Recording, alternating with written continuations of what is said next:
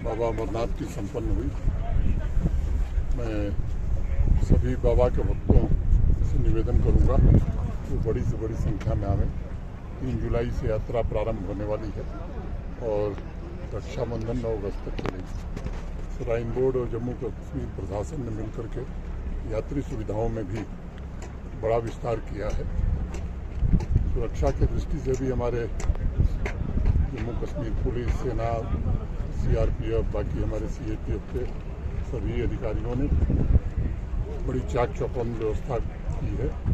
इसलिए मुझे लगता है कि किसी को कुछ भी सोचने की जरूरत नहीं है। पूरी तरह से हमें बाबा का आशीर्वाद लें, कश्मीर की प्रगति और देश की प्रगति के लिए प्रार्थना करें।